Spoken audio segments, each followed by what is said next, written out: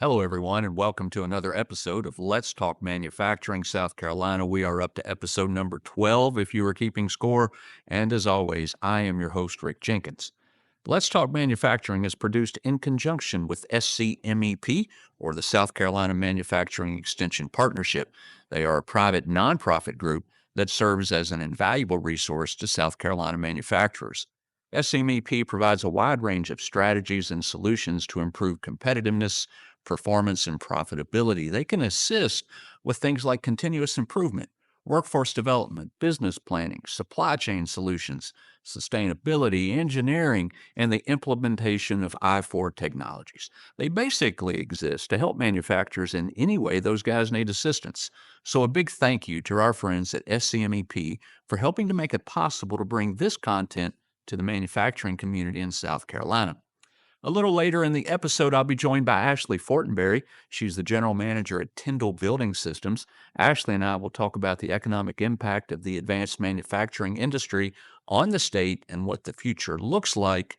But first, I'm now joined by Andy Kurtz. He is the founder and CEO at Kopis. And if you watch Let's Talk Business from time to time, you know this guy's on the show from time to time. He is my expert go-to guy for all things artificial intelligence. For sure. And today is no different. Andy, welcome. Thank you. Good to be here, Rick. It's a little bit of pressure being the go-to guy. You're a go-to guy, man. I always enjoy it. I learn so much every time you're here, and there's big things that you guys have been doing, and I want to talk about that today.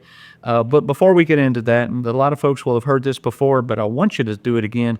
Give me that quick little elevator speech on Kopis. You know, Kopis, we provide innovative business solutions leveraging Microsoft technologies for companies, and in the end, companies are trying to go from somewhere to somewhere, trying to accomplish things, and our job is to help them understand where is technology holding them back, where could it help them, and then help them do that digital transformation so the technology is helping them grow or achieve their objectives. Right. Let's get on to something else. Last year, you celebrated 25 years. We did.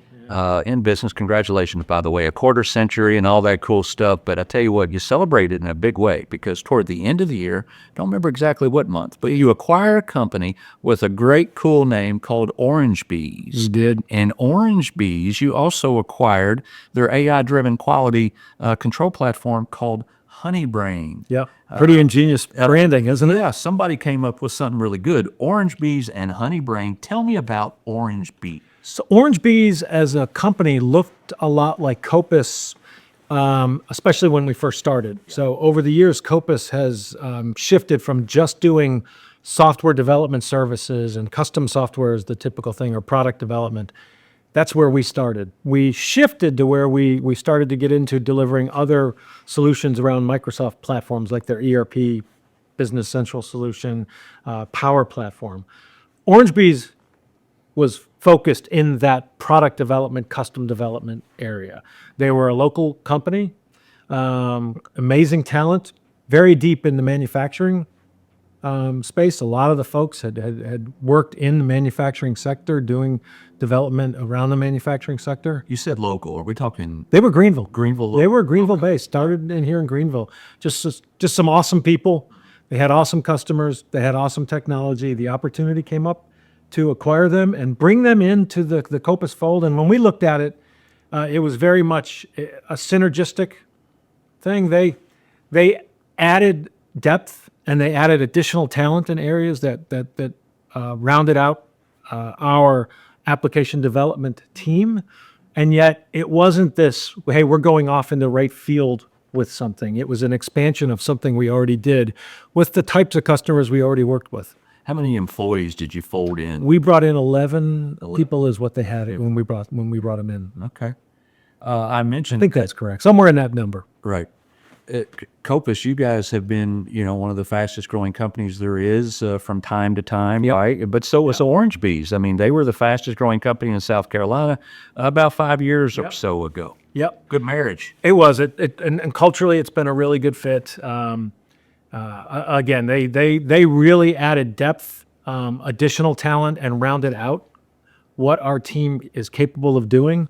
Expanded even further our manufacturing knowledge, and also brought some wonderful customers to us that we get to work with. Right. So let's talk about HoneyBrain. And I'm going to read this because I pulled this off of a press release that came out, and I want you to tell me what it means.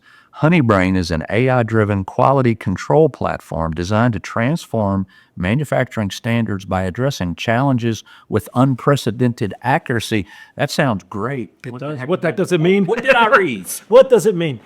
Well, first of all, I'll pull out one word: platform.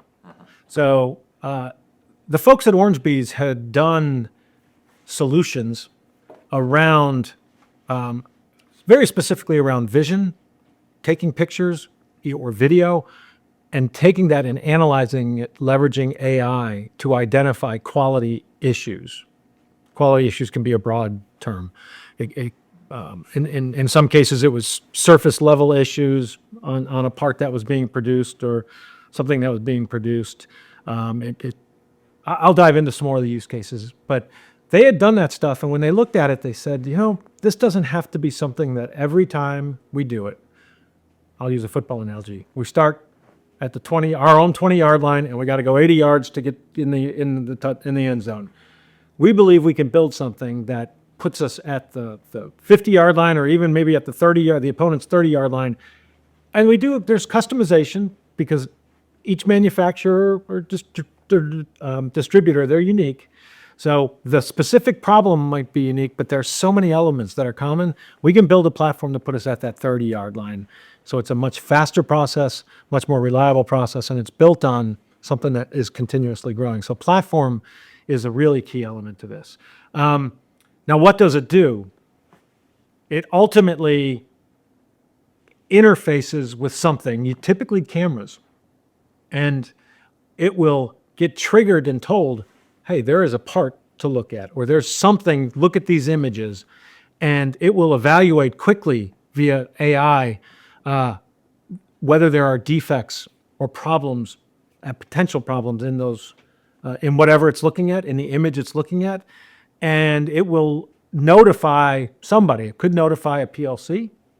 Maybe it's to tell the process control, hey, we got an issue, we probably should stop.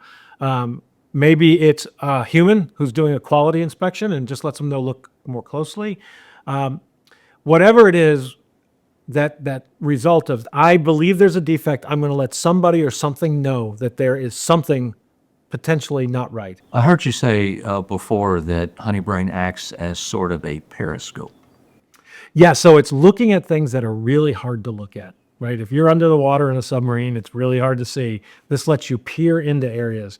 So super high speed situations where we can put a camera on it, and we have a use case of thousands of parts being made in 1 minute, and a human can't look at it and see a defect. But we can use the cameras and then feeding that back to AI to say, hey, we think we're seeing something different on these parts now than we were seeing before. Might indicate an upstream problem, something we might want to look at to avoid a major downstream problem, and something that's going on for a long time. Tiny things, looking at things maybe the size of a Tic Tac, that for a human to see a defect is really challenging. Can you give me an example, a specific example of how it's being used, as specific as you can say? Yeah, without getting into non-disclosure. Understood. But so I'll give you two very specific examples. One would be at the end of a line, you have a finished good that you need to inspect, and we put cameras up to look at welds and to look at other different elements of this product that has been produced, and to evaluate, do we believe there are quality defects with this part? And it's looking at very quickly over 50 or 60 different items and being able to specify that fast. Another one that I find is a really interesting use case is in more of distribution, but it's hey, we have a custom order, and we are picking and packaging a custom order. So there's cameras that we're able to put in at the point of where they're putting that package together, and we are able to train the AI what parts look like and the different elements that they're putting on it. and it's able to go back, pull the order, and then watch and compare the order. So you could pay a human to do that, get the order, look at it, watch, go making sure it's the right parts. But we're able to put cameras in to do that and ensure that a custom order is being picked and packaged properly. So let's say you got an order, and I'm just trying to make sure that I'm picturing this right. And you're, as you say, you're at the end. All of the product is gathering here, and I suppose it's going to be packaged up in some fashion. And now you have 500 pieces of that product that are sitting there. They're widgets, okay? Yep. You got 500 widgets that are there. Are you saying that the cameras can look at that as a whole and find one that is something's wrong with it? It can potentially Find a defect where no one else can see it because... Potentially, right. If you have a pile of bolts, it can't see underneath the bolts. No, They have to be visible. But if they are, hey, we are supposed to have 500 bolts, 200 of this size, 300 of that size, it is possible for the cameras to be able to, with AI, to say, I don't think we have the right mix here. And at least the goal, and I think you and I have talked about this before, people get tired, distracted. Yeah. And so the goal is to put something that is reliable and consistent watching, probably to tell a human, hey, look at this one more carefully. Right. We think there's something wrong. Not we guarantee there's something wrong. We think there's something wrong here. Now is the time to really focus. So the camera, has got 500 widgets there, and the AI sees that something's wrong, and it throws up a red flag, it does a beep, it has an alarm. It can do all of the above. And then the person goes, oh, let me see what that is, and then boom, boom, boom, oh, it's saying X. And as an example, so keep in mind, this doesn't have to be one camera coming back to HoneyBrain. It could be multiple cameras. Yes. And it's like we have this thing we're doing, whether it's a part we're producing or it's an order we're assembling, we have this thing with multiple images. I want to quickly have AI say, do we believe there's an issue here based on what we've trained the AI to understand? Right. And so, it's designed, and I mentioned it at the beginning, do it faster, Yep. do it more reliably, and reliably on an over and over repetitive basis, again, right? So I'm still diving into the specifics of this because it fascinates me. So excuse me for getting out into the weeds a little bit here. But so you have told me before that and of course makes perfect sense. Artificial intelligence is only as smart as what is put into it. We're talking about, I am going to fill this artificial intelligence well with all this stuff. And then AI will take all of that stuff and be able to disseminate in some fashion. So when I listen to you talk about the widgets, I would assume that some way, somehow, you have to populate AI with photos of widgets that are accurate. So Am I right about that? and not accurate. And not accurate. So what we're talking about is integrating HoneyBrain with machine learning algorithms that we can integrate it with. But there is, I mentioned we get to the 30-yard line, that last part of getting into the end zone is the training process of HoneyBrain. Right. And if we're talking about widgets and defects, we do need to go through a process of this image represents good. This image represents a problem, Right. and it represents this type of a defect. And this image represents this type of a defect. This image represents a perfectly good part, but it represents something that's 1 inch. This represents something that's a half an inch. And that training process is needed, and it also needs to be on a periodic basis refined and fine-tuned. So there is a process after something like HoneyBrain is implemented where you have a lot of images you've captured. Now that it's running and it's being used, we'll go back, and if it got something wrong, you have to tell it that was wrong, and there's a retraining, and it gets smarter and smarter and smarter. Andy, I'm going to get your head in on this. You have talked a lot about what HoneyBrain does right now, but what might HoneyBrain do tomorrow? Oh my gosh. We are looking at video, integration with video, and we're running tests and analysis on that. One of the most fun things for us is when somebody comes to us with a use case and says, do you think it could help with this? And so one of the things we've done is we do work with customers when they give us those use cases.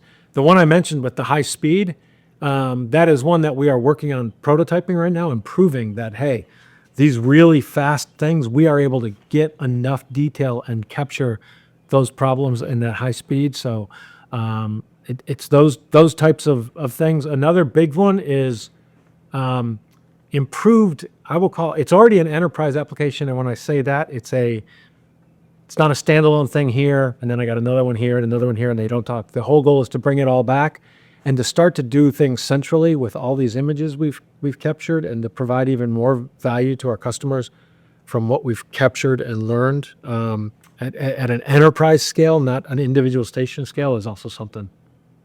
Crazy good stuff, man. You love it. Yep.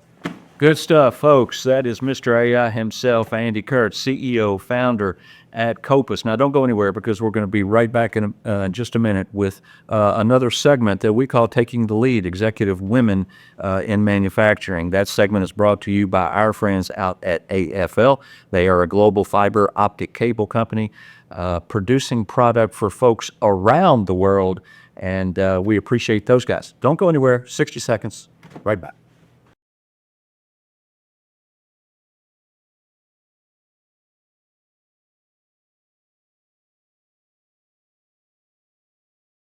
Hello, everyone, and welcome back to Let's Talk Manufacturing. I'm glad you're here. And you know what? It's time for another episode, another segment of Taking the Lead, Executive Women in Manufacturing. And this segment, as always, is brought to you by our friends at AFL. AFL has operations, folks. They have it in Mexico, in Canada, in Europe, in Asia, and Australia. But you know what? They're located just up the road a little bit in Duncan, South Carolina. They sell their products all over the world, and we appreciate AFL for being a part of this segment and making it possible to bring this content to the business and the manufacturing communities in South Carolina. All right, folks, let's get to it. I am now joined by Ashley Fortenberry. Ashley is the Vice President and General Manager at Tyndall Building Systems. Ashley, welcome. Thank you. Glad to be here. You work for Tyndall. How long have you been there? 21 years. 21 years. Yes. My goodness. And tell us what you do. I'm the Vice President and General Manager at Tyndall in South Carolina, Spartanburg, South Carolina. Is that where the offices are?